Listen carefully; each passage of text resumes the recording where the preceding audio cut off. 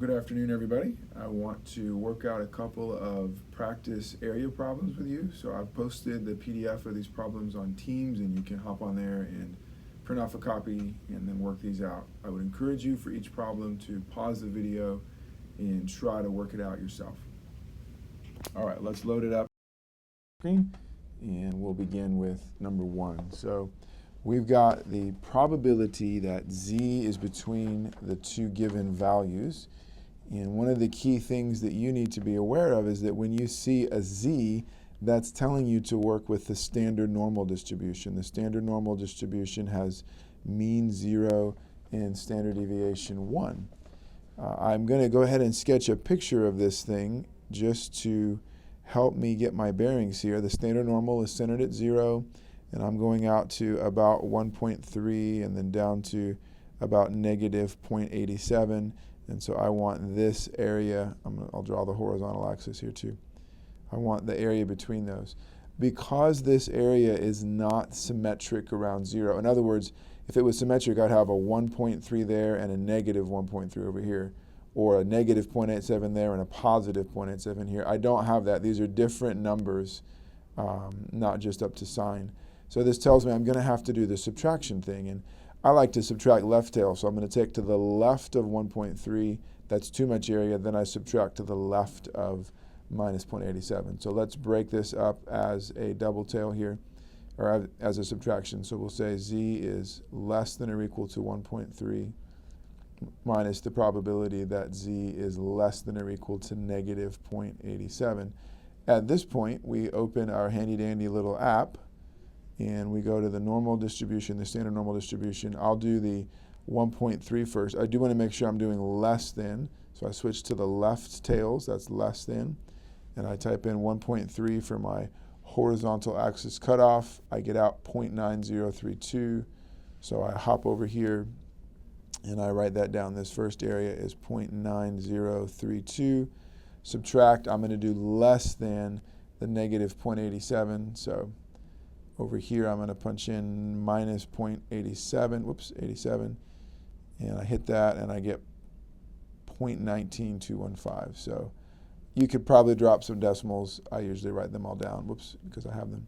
So 0.19215. Make the subtraction in a calculator and you should get out 0.71105. So that's the probability that z is between these two values. That's the area under the curve. This is the percentage of the population falling between those two values, however you want to say it. That's the solution there. All right, second problem. We are asked to work out this probability. We notice there's a t there. T is nice because it tells you you're using the t distribution.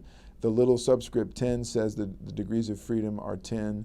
The 2 is telling me that I'm going to somehow take a double tail here. So let's draw a picture. Remember, your hand pictures of the t distribution are going to look exactly like the standard normal. There is a difference. They're not the same, but they're going to look the same hand-drawn. So I'm going to center this thing at 0, and then I want to go above 1.4. Here's 1.4. I'm going bigger than that. And then the 2 times you can literally think about as 2 times this area, but the way that it plays out is it's actually like taking both tails, their symmetry.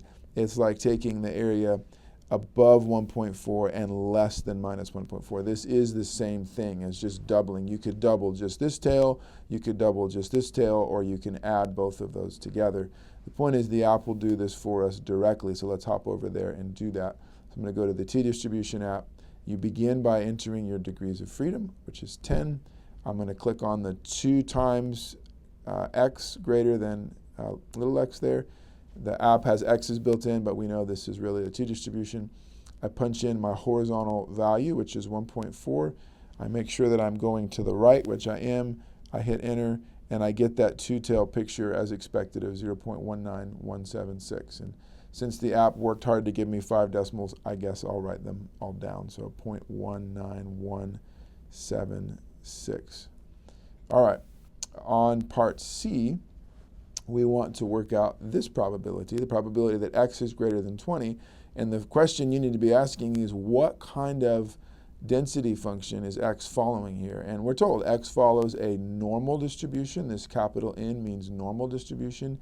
The first number is the mean of x, and the second number is the standard deviation of x. And so when I want to work this out, I need to standardize this and take this back to the standard normal distribution. So I'm going to do probability. I like to remind myself of the formula x minus its mean divided by its standard deviation greater than. Then I do the formula on the number 20 minus the mean of 12 divided by the standard deviation of 3.6. You should know, right, your z-score formula is that z equals x minus mu over sigma. So this x minus mu over sigma, that's going to become a z. So this becomes probability that z is greater than. Punch this into your calculator, and you're going to get out 2.222. I think there's even another 2, but we're going to stop at 3. And then you just hop over to the standard normal app. Let's do that together. Whoops. And we want to make sure we're in the standard normal app. There we go. And we want to be greater than, so I want to right tail, and I'm going to type in 2.222, and I get out 0.011314, excuse me. Very, very small. I have had some students who really prefer to write these in percentages. So if you want to, you could say this is about 1.314%. I'm fine with that. I'm going to box the decimal. I usually just write decimals, but if you prefer percentages, it's the same. All right, last one. Here's what we're given. We want this particular probability. We're told that x follows a normal distribution with mean 1, standard deviation 3. We can draw a picture of this thing in the non-standard version. So in the original mean is 1, so we're centered at 1, and we're going from 2.14, that's above the mean, out to 6.1, that's above the mean. So here's just a rough sketch. I'm just sort of guessing my spacing there, but that's the sort of thing I want, non-symmetric area here.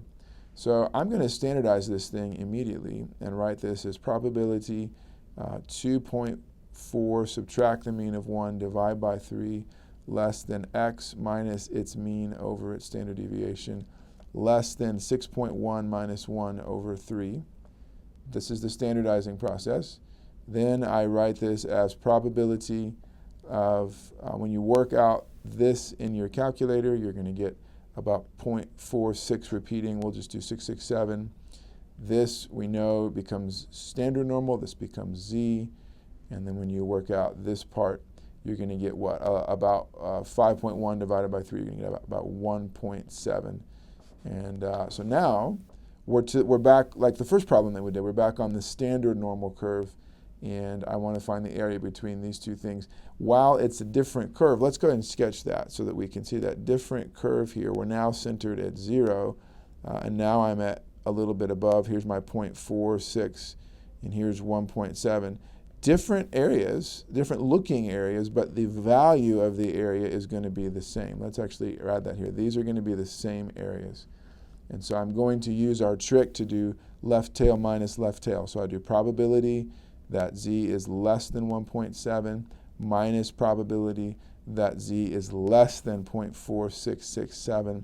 A lot of students want to put a greater than here because it's they want to follow the way the symbol here. This symbol z is bigger than 0.4, and so they want z to be bigger than 0.4 there. I understand that mistake, but that's not correct, right? We want to go left tail to the left of 1.7, subtract to the left of 0.4667, and so you do want to actually change. This one stays the same. This one, this inequality sort of flips to make it a left tail minus a left tail. The point is, plug those into the app. I'll do the first one and then let you check the second one. I want to be less than 1.7, so I go over here, click on less than. I type in 1.7, and I get out 0.95543, and I'm just going to tell you the last one, 0.95543, subtract 0.67964, and then when you do that subtraction, you get out about 0.27579, pardon the text there, and that is that. All right, hope that's helpful. I will post this PDF of the completed solutions to Teams as well.